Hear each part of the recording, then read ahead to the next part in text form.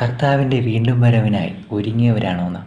നാം ചിലരെങ്കിലും നമ്മുടെ ചർച്ചുകളിൽ ആരാധനയ്ക്ക് കടന്നു പോകുന്നതിന് മുന്നേ 2 ദിവസം മുന്നെയോ 3 ദിവസം മുന്നെയോ പ്രാർത്ഥിച്ചും അതുപോലെ ആ ദിവസം എന്തൊക്കെ ആയിരിക്കാം എന്ന ആകാംക്ഷയോടെ ഏത് വസ്ത്രം ധരിക്കാം എന്നൊക്കെ വളരെ പ്രതീക്ഷയോടും ആകാംക്ഷയോടെയൊക്കെ നാം കാത്തിരുന്ന് അതിനുവേണ്ടി ഒരുങ്ങി നാം ചർച്ചുകളിൽ ആരാധനയ്ക്കൊക്കെ സംബന്ധിക്കുന്നവരാണ്. അതുപോലെ തന്നെയാണ് നമ്മുടെ എന്തെങ്കിലും ഫംഗ്ഷൻ, സുഹൃത്തുക്കളുടെ ഫംഗ്ഷനോ ഭവനത്തിലെ ഫംഗ്ഷനോ ഒക്കെ വരുമ്പോൾ മാസങ്ങൾക്ക് മുമ്പ് ചിലപ്പോൾ ഒരുപക്ഷെ കാത്തിരുന്ന് അതിനുവേണ്ടി പ്രാർത്ഥിക്കുന്നവരും അതിനുവേണ്ടിയുള്ള സാമ്പത്തികമായ വഴികൾ കണ്ടെത്താനും ഒക്കെ ശ്രമിക്കുന്നവരാണ്.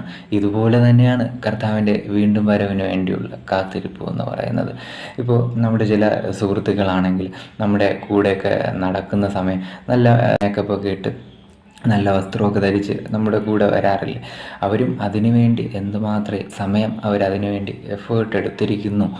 അതുപോലെ തന്നെയാണ് യേശുക്രിസ്തുവിൻ്റെ വീണ്ടും വരവിന് വേണ്ടിയുള്ള കാത്തിരിപ്പ് എന്ന് പറയുന്നത്. നാം പ്രാർത്ഥനയോട് ആ വചന വായനയിലൂടെ ഇതൊക്കെ ഡെയിലി ചെയ്യേണ്ടതാണ് കർത്താവിൻ്റെ വീണ്ടും വരവുമായി ബന്ധപ്പെട്ട്. അതുപോലെ നമുക്ക് തന്നിട്ടുള്ളതായ ജോലി, ഒരുപാട് കാര്യങ്ങളൊന്നും ചെയ്യണമെന്നില്ല. നമുക്ക് നമ്മുടെ സർക്കിൾസിൽ ചെയ്യേണ്ടതായ പ്രാഥമികമായ കാര്യങ്ങളൊക്കെ ചെയ്ത് ഒരുക്കത്തോടുകൂടെ നല്ല മക്കൾ അയക്കുക എന്നതാണ്. ഈ വീഡിയോ കേൾക്കുന്നത് വരെ ഒരുങ്ങിയിട്ടില്ല എങ്കിൽ ഇപ്പോൾ ഒരുങ്ങുക. കർത്താവിൻ്റെ വരവ് ഏറ്റവും അടുത്തിരിക്കുന്നു. Thank you.